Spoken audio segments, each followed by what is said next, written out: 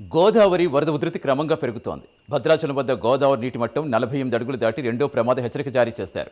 ఎగువ ప్రాంతాల నుంచి భారీగా వరద నీరు చేరడంతో పోలవరం, తూర్పుగోదావరి, కోనసీమ జిల్లాల యంత్రాంగం అప్రమత్తమైంది.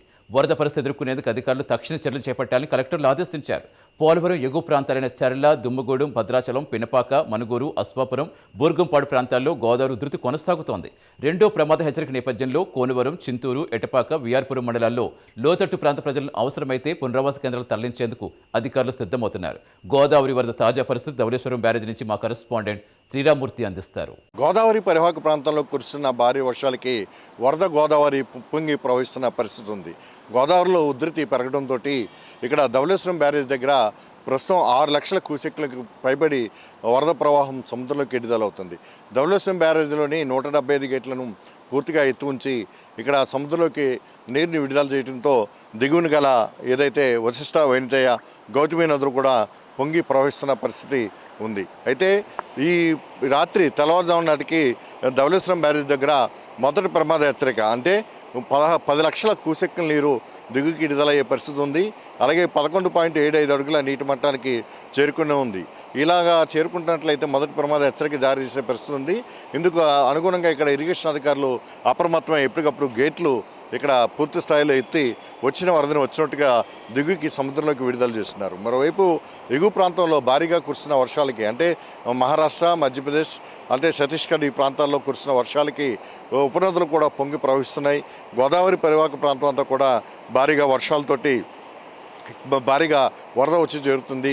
ఏదైతే మేడిగడ్డ రిజర్వాయర్ నుంచి 14 లక్షల పైగా వరద నీరు దిగుకి విడుదలవుతుంది. అలాగే ఇప్పుడు భద్రాచలం దగ్గర చూసినట్లయితే 11 లక్షల క్యూసెక్కుల నీరు దాటి ప్రవహిస్తూ ఉంది. అంటే ఇప్పుడు భద్రాచలం దగ్గర రెండో ప్రమాద హెచ్చరిక అంటే 48 అడుగులకి చేరుకోవడంతో ఇక్కడ రెండో ప్రమాద హెచ్చరిక కూడా జారీ చేశారు. అదేవిధంగా చూసినట్లయితే పోలవరం ప్రాజెక్టుకి భారీగా వరద నీరు వచ్చి చేరుతుంది.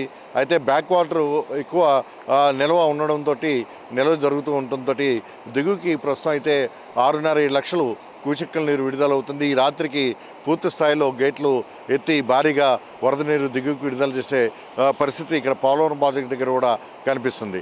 దీంతో మొత్తం అధికార యంత్రాంగం అంతా అప్రమత్తమైంది. ఏదైతే పోలవరం ప్రాజెక్టు దగ్గర ఎగువ కాపు డ్యామ్ను ఆడుకున్న ఏదైతే గండిపోచమ్మ ఆలయం పూర్తిగా జలదిగ్బంధంలో చిక్కుకుపోయింది. అలాగే ఎగువ ప్రాంతంలో చింతూరు దగ్గర కోనవరం మండలంలోని అనేక గ్రామాలు ఈ ముంపు బారిన పడ్డాయి. రాకపోకలు తెగిపోయాయి. అలాగే ముంపు గ్రామాలకి ప్రజల్ని వెళ్లకుండా కూడా అప్రమత్తం చేశారు. ఇక్కడ సబరి నదిని కూడా పొంగి ప్రవహిస్తుంది. దాదాపుగా 80,000 క్యూసెక్కుల నీరుకి పైగా ఇక్కడ వచ్చి కోనవరం వద్ద గోదావరిలో కలుస్తుంది.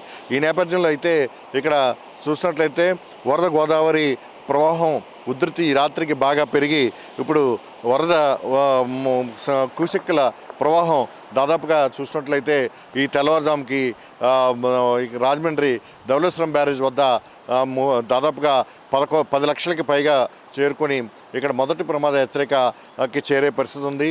ఈ నేపథ్యంలో ఇరిగేషన్ అధికారులందరూ కూడా అప్రమత్తమయ్యారు. అలాగే ఎప్పటికప్పుడు ఫోర్కాస్ట్ని బట్టి ఇక్కడ చర్యలు తీసుకోవడానికి కూడా అంటే ఏటికట్లు ఎక్కడ కూడా రెండో ప్రమాద హెచ్చరిక వచ్చినప్పటికి కూడా ఇబ్బంది ఉండదని చెప్తున్నారు. అలాగే కోనసీమ జిల్లాలోని వశిష్ట, వైనతేయ, గౌతమి నదుల మధ్య ఉన్న లంక గ్రామాలు దాదాపుగా 50 దాకా లంక గ్రామాలు ఉన్నాయి. ఈ లంక గ్రామాలకి రాకపోకలు కాజువేల మీద, పడవల మీద చేస్తుంటారు. అవన్నిటిని కూడా నిలిపివేయడానికి అధికారులు ఇప్పటికే ఆదేశాలు జారీ చేశారు. ఇక్కడ కోనసీమ జిల్లా అధికార యంత్రాంగం కూడా అప్రమత్తమైంది. అలాగే పోలవరం జిల్లా అధికారులు కూడా అప్రమత్తమయ్యారు. అత్యవసర సేవలు అందించడానికి ఒకవైపు బోట్లు, లాంచీలను కూడా సిద్ధం చేశారు. ఎవరికైనా ఏ లంక గ్రామంలోనైనా జలదిగ్బంధంలో చిక్కుకున్న ప్రజలు ఉంటే సహాయక చర్యలు చేపట్టడానికి, అలాగే అత్యవసర సేవల గురించి బయటికి రావడానికి కూడా బోట్లు కూడా సిద్ధం చేస్తున్నారు. అయితే ఎగువ పరివాహక ప్రాంతంలో ఇంకా దాదాపుగా 14 నుంచి 18 లక్షల వరకు క్యూసెక్కుల నీరు దిగువకు వచ్చే అవకాశం ఉంది. దాన్ని అంచనాగా చేసుకుంటే ఇక్కడ రెండో ప్రమాద హెచ్చరిక స్థాయి దాకా వచ్చి భద్రాచలం దగ్గర తగ్గుముఖం పడుతుందని, మూడో ప్రమాద స్థాయికి దాకా వచ్చి తగ్గుముఖం పడుతుందని భావిస్తున్నారు. ఈ నేపథ్యంలో దిగువను కూడా ఇక్కడ పోలవరం ప్రాజెక్టు దగ్గర అలాగే ధవళేశ్వరం బ్యారేజ్ దగ్గర కూడా అధికార యంత్రాంగం అంతా అప్రమత్తమైంది. పోలవరం జిల్లా అలాగే అల్లూరు జిల్లా, తూర్పుగోదావరి జిల్లా కలెక్టర్లంతా కూడా అప్రమత్తమై లంక గ్రామాల్లో ఉన్న ప్రజల్ని అవసరమైతే సురక్షిత ప్రాంతాలకి పునర్వాస కేంద్రాలకు తరలించడానికి కూడా అధికారులకి ఆదేశాలు జారీ చేశారు. ఒక పక్క ఇరిగేషను, రెవెన్యూ, అలాగే పోలీస్ యంత్రాంగం అంతా కూడా ఇక్కడ సిద్ధమైందని చెప్పట్టు. ప్రస్తుతం ఇది తాజాగా ఉన్న వరద పరిస్థితి. ఈ రాత్రికి మరింతగా పెరిగితే కనుక రేపు ఇక్కడ వరద పరిస్థితి మీద అధికార యంత్రాంగం సమీక్షించి కొన్ని సహాయక చర్యలు తీసుకునే అవకాశం ఇక్కడ కనిపిస్తుంది. కెమెరామెన్ నానితో Sriramamurthy, Prime News, Rajahmundry Dhavaleswaram barrage నుంచి.